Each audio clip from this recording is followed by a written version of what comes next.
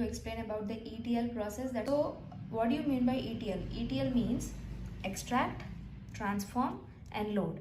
I said about this concept in the previous video when I was explaining about the data warehouse components. I also mentioned that I'll be explaining about this in the next coming video. So this video is complete in detail description about ETL.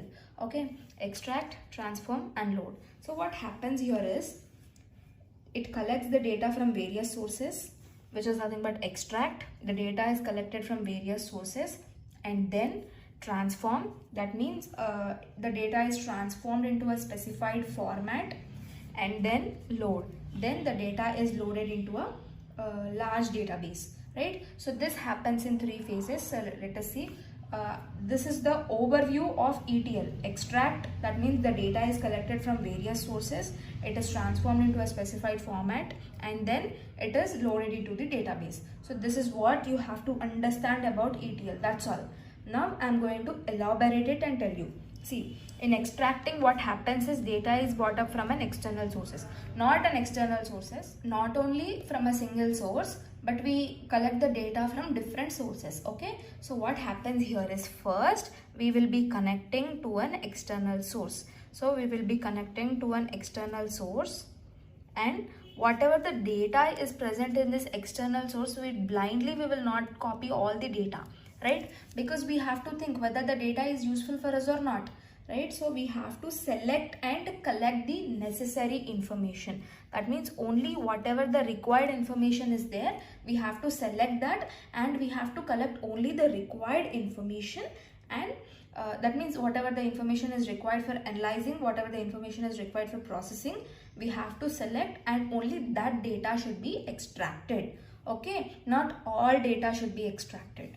Now after extraction process, so whatever the data is extracted, so we will be extracting some data, right? So this data is now sent into transformation phase. So now here what happens is, with the data as per standards, we will be having particular standards, right? You cannot present the data in whatever way you want. You cannot present the data in your regular language. So you will be having some standards, you'll be having some size. So it should be in this format only, the size should be only up to this megabytes or only up to this gigabytes. You'll be having some standards, right? So it will be fitted into that particular standard, and in order to fit into a particular standard, we will be doing some processing. We will be following some steps in order to bring the data into the standard format. Done. So this is the transformation part.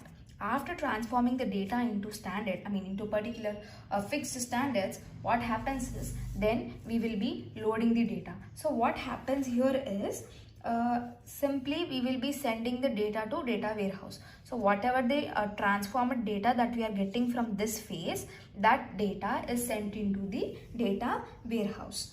Done. So in data warehouse, the data will be stored for years and years, and then whenever we want to access to it, we can happily go there and access. Done. So this is what happens in ETL: extraction, transformation, load.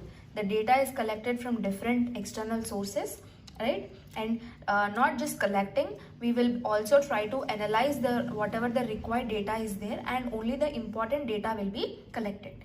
Done. So after extracting, we will be performing transformation. That means we cannot present data as we wish, right? We should follow some standard conventions. So we will be transforming the data into those standard conventions, and then we will be loading the data into data warehouse. Simply whatever the data we get here, that we will be sending into the data warehouse and storing in the data warehouse. Done. So this is about the ETL process. So this is a very short video, and that's all for this video. In the next video, I'll be explaining about the data modeling, and also what are the types of data models we have in data warehouse. So that's all for this video, guys. If you have not yet subscribed to my channel, do subscribe and also share it with your friends, so that it will be useful for your friends as well. Apart from data warehouse and data mining lectures, I also made videos on information security, operating systems, web technologies, managerial economics and financial analysis, and also some placement related videos as well. So I hope the video was useful for you. If you have understood whatever I've explained in this video, hit the like button and also share it with your friends. And also comment down in the comment section what you guys are feeling about the video, so that I can make any improvements if needed. and thank you for watching the video. Let's meet up soon in the next video.